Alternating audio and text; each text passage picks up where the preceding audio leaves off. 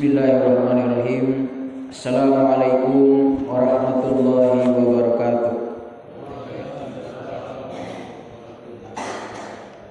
Alhamdulillah, alhamdulillahilladzi hadana li hadza wa ma kunna linahtadiya laula an hadana Allah. Asyhadu an la ilaha illallah wa asyhadu anna Muhammadan abduhu wa rasuluh. Wa qala Allah ta'ala fil Qur'anil Karim, a'udzu billahi minasyaitonir rajim. Bismillahirrahmanirrahim.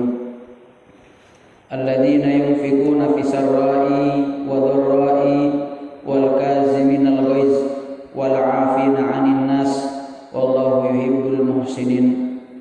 Qala Rasulullah sallallahu alaihi wasallam, al-birru ma sakanat ilaihi nafs wa atma'inna ilaihi al-qalb wal ithmu ma lam taskun ilaihi nafs wa lam yatma'inna ilaihi al-qalb wa in aftakal maftun.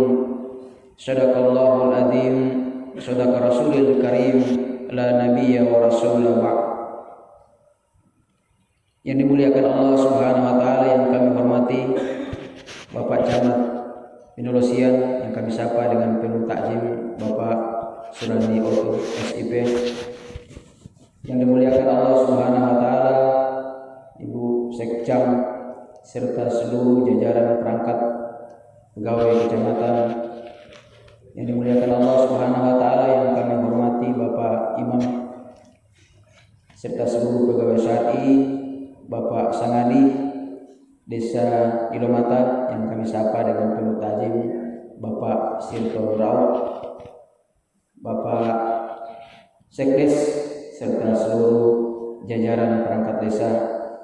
Yang dimuliakan Allah Subhanahu wa taala, yang kami hormati Ibu Kapus Puskesmas Kecamatan Penelesian serta seluruh jajaran pegawai kesehatan Puskesmas Kecamatan Penelesian serta seluruh jamaah salat subuh yang tidak dapat kami sapa satu persatu. Mudah-mudahan kita semua dalam lindungan Allah Subhanahu wa taala. Jamaah salat subuh yang dimuliakan Allah Subhanahu wa taala, kita bersyukur kepada Allah Subhanahu wa taala. Tidak ada alasan untuk tidak bersyukur kepada Allah. Kenapa?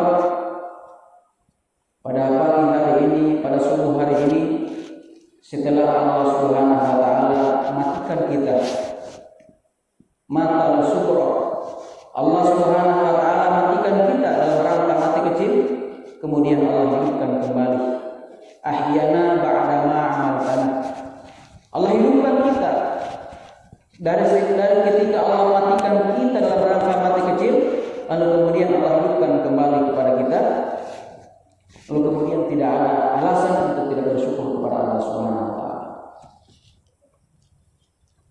Allah Subhanahu wa taala tetapkan kepada kita nikmat, yang dengan nikmat itu kita masih dapat beribadah kepada Allah Subhanahu wa taala. Dengan nikmat itu kita masih dapat takarrub kepada Allah, mendekatkan diri kita kepada Allah Subhanahu wa taala. Dengan nikmat itu kita masih dapat beribadah kepada Allah. Berarti itu merupakan kalimat syukur yang tidak dapat kita wujud nyatakan dalam lisan kita. Berarti sudah otomatis kita bersyukur kepada Allah Subhanahu wa taala. Ketika Allah memberikan kepada kita nikmat, kemudian dengan nikmat itu kita beribadah kepada Allah, berarti itu merupakan ungkapan syukur kita kepada Allah. Jamaah salat subuh yang dimuliakan Allah,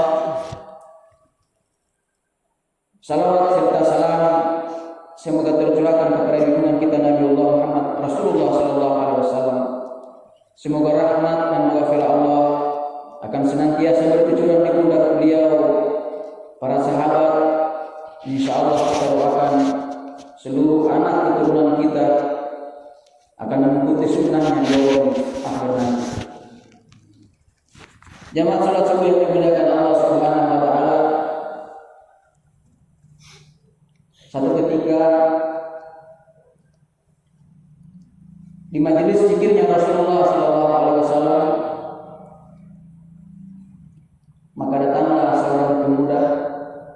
Lalu kemudian seorang pemuda itu sholat 2 rakaat, kemudian berlalu. Rasulullah SAW bersama sahabat-sahabatnya dalam majelis zikirnya, Rasulullah bertanya kepada sahabat-sahabatnya, wahai sahabat-sahabatku, ketahuilah siapakah seorang pemuda tadi?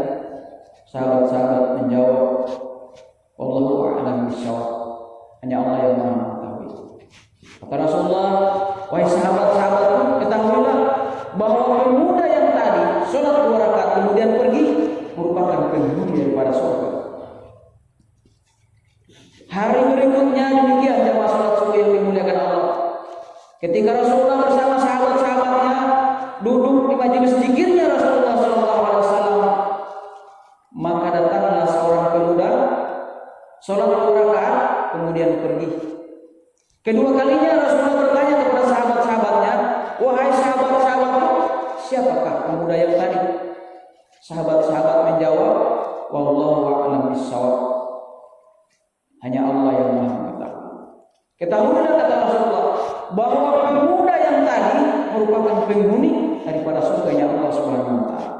Hari ketiga demikian, seorang pemuda datang ketika di majelis zikirnya Rasulullah, kemudian seorang pemuda tadi sholat 2 rakaat kemudian pergi. Ketiga kalinya sahabat terheran-heran kepada Rasulullah SAW. Seorang pemuda yang kemudian pemuda itu diabadikan oleh Rasulullah SAW, dimuliakan oleh Rasulullah SAW. Bahkan kata Rasulullah, seorang pemuda itu merupakan penghuni daripada surga. Jangan sholat yang dimuliakan Allah Subhanahu wa taala. Singkat cerita, karena sahabat-sahabat ini saking penasaran, maka diutuslah salah satu di antara mereka untuk memata-matai sungguh amalan apa yang telah diperbuat oleh orang pemuda ini sehingga namanya dimuliakan oleh Rasulullah, sehingga Rasulullah SAW muliakan dalam surganya, surga Allah Subhanahu wa taala. Maka jamaah sholat subuh yang dimuliakan Allah, berangkatlah salah satu sahabat yang diutus untuk memata-matai sungguh amalan apa yang telah diperbuat oleh seorang pemuda ini. Jamaah sholat subuh yang dimuliakan Allah, hari pertama tidak ada yang istimewa. Sang penghuni surga yang dimuliakan oleh Rasulullah SAW, hari-harinya sama yang diperbuat. Ketika dia makan, maka seorang sahabat pun ikut makan. Hari kedua, hari ketiga tidak ada amalan yang istimewa. Sehingga salah seorang sahabat yang diutus ini bertanya-tanya, amalan apa yang diperbuat oleh seorang pemuda ini sehingga dia dikatakan oleh Rasulullah merupakan penghuni daripada surga Allah Subhanahu wa taala. Maka karena sampai dengan hari ketiga tidak ada amalan yang istimewa, maka menghadaplah seorang sahabat yang diutus menghadap kepada seorang pemuda yang dikatakan oleh Rasulullah penghuni daripada surganya Allah Subhanahu wa taala. Wahai hamba Allah, sudah 3 hari kiranya aku berada di rumah ini, namun setelah 3 hari tidak ada aku dapati amalan-amalan mengantarku ke surga. Amalan yang kau perbuat sama dengan amalan kami para sahabat Rasulullah. Hari pertama, hari kedua, hari ketiga tidak ada amalan yang istimewa. Sungguh amalan apa, sekecil apa, sebesar apa amalan yang telah engkau perbuat sehingga engkau dikatakan oleh Rasulullah penghuni daripada surganya Allah Subhanahu. Maka jamaah sholat subuh yang dimuliakan Allah, berkatalah seorang pemuda yang dikatakan oleh Rasulullah penghuni surga, wahai sahabat, memang tidak ada amalan yang istimewa yang telah aku perbuat. Engkau telah menyaksikan hari pertama, hari kedua, hari ketiga tidak ada amalan yang istimewa. Namun ketahuilah ada satu amalan yang sangat kecil, satu amalan yang disepelekan oleh umat Islam, satu amalan yang selalu dikucilkan, namun amalan itu ternyata mengantarkan kita kepada kebaikan, bahkan dibukakan oleh Allah Subhanahu wa taala pintu surga khusus dengan amalan itu. Sebagaimana Allah Subhanahu wa taala firmankan dalam surah Al-Imran, alladzina yunfiquna fis sarra'i wa dharra'i wal kaziminal ghaiz wal 'afina 'anil nas muslimin.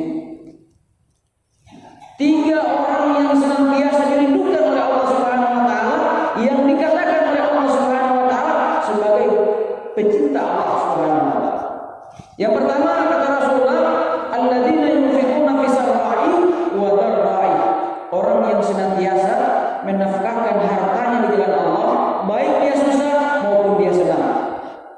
Kemudian orang yang kedua dicintai oleh Allah Subhanahu wa taala, orang yang senantiasa menahan amarahnya, wal kaziminal ghaiz, orang yang senantiasa menahan amarahnya.